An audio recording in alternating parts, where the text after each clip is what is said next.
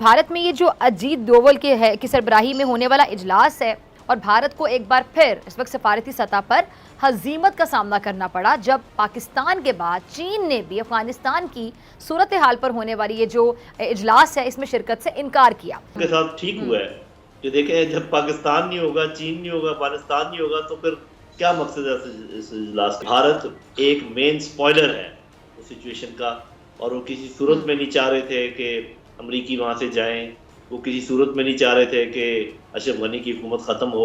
ये पहले बड़ी बात हुई, बड़ी दफ़ा हमेशा नाकाम होती रही। वो इसलिए नाकाम होती रही मेरी बहन कि उसके पीछे रॉ थी नाकाम करने वाली, CIA थी, NDS थी। वो हर बार जब बातचीत होती थी कामयाबी की तरफ उसको सबोताज कर देते थे। और पहली दफा इंडिया में सेंट्रल एशियन के तमाम कंट्रीज पहली दफा आए हैं ये इजलास अटेंड करने के लिए।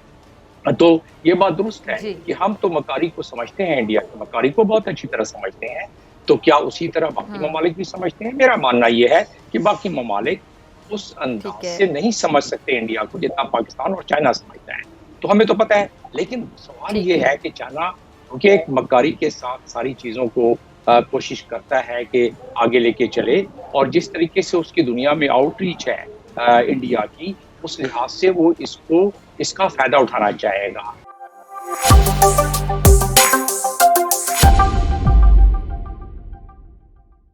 हेलो दोस्तों, स्वागत है आपका आपके अपने YouTube चैनल पर। इस वीडियो को लाइक करें, शेयर करें और हमारे YouTube चैनल को ज़रूर सब्सक्राइब करें। हमारी वीडियो की लेटेस्ट नोटिफिकेशन पाने के लिए बेल आइकन को दबाना ना भूलें।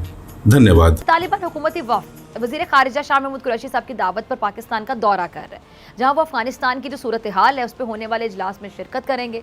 इजलास में पाकिस्तान और अफगानिस्तान के अलावा रूस, अमरीका और चीन के वफूद शिरकत करेंगे। अच्छा, दूसरी जानिब बुध को इंडिया में अफगानिस्तान के मामले पर सलामती के मुशीरों का इजलास शुरू हो रहा है और भारत को एक बार फिर इस वक्त सफारती सतह पर हजीमत का सामना करना पड़ा जब पाकिस्तान के बाद चीन ने भी अफगानिस्तान की सूरत हाल पर होने वाली ये जो इजलास है इसमें शिरकत से इनकार किया। अच्छा, पाकिस्तान और चीन के इनकार के बाद अब ये इजलास सिर्फ महज आप कह लें कि 7 मुल्की इजलास रह गया। भारत में ये जो अजीत डोवल के है की सरबराही में होने वाला इजलास है जिसे Delhi regional security dialogue on Afghanistan का नाम दिया गया है। जनाब साहब, आपको इस इजलास के पीछे भारत का मुफाद या फिर मकसद क्या नजर आता है? देखिए, बात यह है कि जब आपने मालूम करना हो ना कि किसी मुल्क का क्या मकसद है तो सीधी सी बात है, 2 चीज़ों पर नज़र डालनी चाहिए।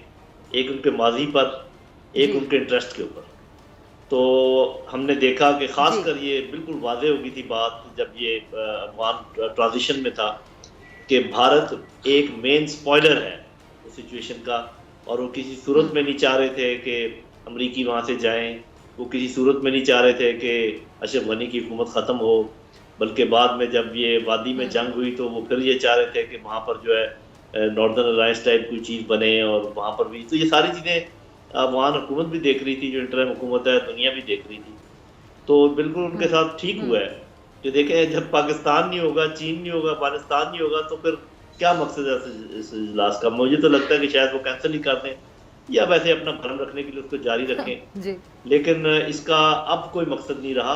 पहले ज़रूर ये मकसद था उनका कि किसी तरीके से सबोताज किया जाए ये मामला, वहाँ पर ऐसे मसाइल उठाए जाएँ जो जिससे कड़वाहट पैदा हो, ऐसे मसले खड़े किए जाएँ जिससे आपस में यकजहती के बजाय एक दूसरे से दूरी पैदा हो। तो उसमें वो बुरी तरीके से नाकाम हो गए हैं।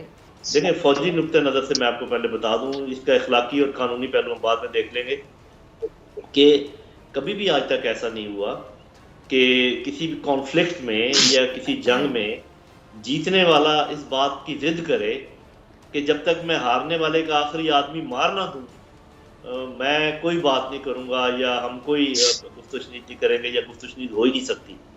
ये कभी भी नहीं हुआ। यूके ने भी बातचीत की IRA से जब उनके थे, अभी अमेरिका बात करके गया अफगानिस्तान से। दूसरी जंग अज़ीम के बाद आपको पता है हार गए थे जापान और जर्मनी। आज वो कितने बड़े बड़े मुल्क हैं, ये किसी ने नहीं जिद की कि नहीं आप तो इसको मारेंगे, ख़त्म करेंगे उसके बाद होगा। तो ऐसे नहीं होता। एक बात। दूसरी बात ये कि जब 10 लोग आपके साथ नबरदाज़मा हों और उसमें से 5 या 4 आमादा हो जाएं आपसे बातचीत पर, तो बाकी 6 से लड़ना आसान हो जाता है। तो ये दूसरा इस्तेदलाल है मिलिट्री पॉइंट ऑफ व्यू से। तो ये तो बातचीत करना तो हर हालत में मुनासिब है, बशर्ते के, और ये कहना कि बातचीत करने का मतलब है घुटने टेक देना, ये अजीब मंतक है कि बातचीत तो सारी दुनिया में होती है, जिसका मतलब जहाँ भी बातचीत हो वहाँ ज़रूरी है कि घुटने टेक के जा रहे होते हैं। तो हारने और जीतने वालों के दरमियान भी बातचीत होती है। हाँ, अलबत्ता इसके जो इखलाकी पहलू हैं, या जो एक ये बात कही जाती है कि पहले बड़ी बात हुई, बड़ी दफ़ा हमेशा नाकाम होती रही। वो इसलिए नाकाम होती रही मेरी बहन कि उसके पीछे रॉ थी नाकाम करने वाली, CIA थी, NDS थी, वो हर बार जब बातचीत होती थी कामयाबी की तरफ उसको सबोताज कर देते थे। अभी वो लोग वहाँ पर नहीं है, बल्कि गारंटी देने वाले अफगान तालिबान है। और ये बात हो क्यों रही है? इसलिए हो रही है कि मौजूदा अफगान हुकूमत ने ज़मीन तंग कर दी है, तो असल में वो बहुत वीक हैं। तो मेरा ख्याल है कि बातचीत पाकिस्तानी शराइत पर होगी। ठीक है जनरल साहब, आपकी तरफ आ रही हैं जमील अहमद साहब। आपने जनरल साहब को भी सुना। अब ये जो इजलास हो रहा है भारत में, इसमें पाकिस्तान को भी आपको पता है मदऊ किया गया था, लेकिन पाकिस्तान ने आगाज़ में इब्तदाई में दावत ये कहकर ठुकरा दी कि भारत चूंकि खित्ते के हालात ख़राब करने में पेश है, तो वो कैसे कोई अमन का इजलास कर सकता है। तो भारत को जो पाकिस्तान ने पैगाम दिया जमील साहब, कैसे देखते हैं आप? यानी भारत को मेरे ख्याल से आईना दिखाया पाकिस्तान ने। नहीं, बिल्कुल दुरुस्त है। पाकिस्तान ने भी आईना दिखलाया और चाइना ने भी आईना दिखलाया पाकिस्तान को, भारत को। लेकिन साथ साथ ये भी मानना पड़ेगा कि भारत समेत 8 ममालिक ने इसमें third regional security dialogue, Delhi dialogue जिस नाम से मंसूब किया गया है, उसमें शिरकत की है। और पहली दफा इंडिया में सेंट्रल एशियन के तमाम कंट्रीज पहली दफा आए हैं ये इजलास अटेंड करने के लिए। तो ये बात दुरुस्त है कि हम तो मकारी को समझते हैं, इंडिया के मकारी को बहुत अच्छी तरह समझते हैं, तो क्या उसी तरह बाकी ममालिक भी समझते हैं? मेरा मानना ये है कि बाकी ममालिक उस अंदाज से नहीं समझ सकते इंडिया को जितना पाकिस्तान और चाइना समझता है। तो हमें तो पता है, लेकिन सवाल ये है कि चाइना क्योंकि एक मकारी के साथ सारी चीज़ों को कोशिश करता है कि आगे लेके चले, और जिस तरीके से उसकी दुनिया में आउटरीच है इंडिया की, उस लिहाज से वो इसका फायदा उठाना चाहेगा। अब देखिए, मैंने इसकी कोई टेक्निकल खदोखाल पर गौर किया है डिप्लोमेटिक पॉइंट ऑफ व्यू से। ये जो उन्होंने ज्वाइंट स्टेटमेंट अभी कुछ चंद घंटे पहले जारी किया है, उसमें उन्होंने किया है कि अफगान सॉइल जो है वो इसको इस्तेमाल नहीं किया जाए, टेरर एक्टिविटीज बिल्कुल वहाँ नहीं होनी चाहिए, किसी को शेल्टर टेररिस्ट को या टेररिस्ट ग्रुप को नहीं देना चाहिए, वहाँ कोई ट्रेनिंग नहीं होनी चाहिए, वहाँ कोई प्लानिंग नहीं होनी चाहिए, वहाँ कोई किसी को फाइनेंस नहीं करना चाहिए उस टेरर एक्टिविटीज। वर्ल्ड बैंक का जो सरबराह है वो कहता है कि लोग वहाँ, हमने डेथ ड्यू टू स्टारवेशन आधी आबादी जो है वो बिल्कुल आ गई है इसमें फूड इनसिक्योरिटी पर।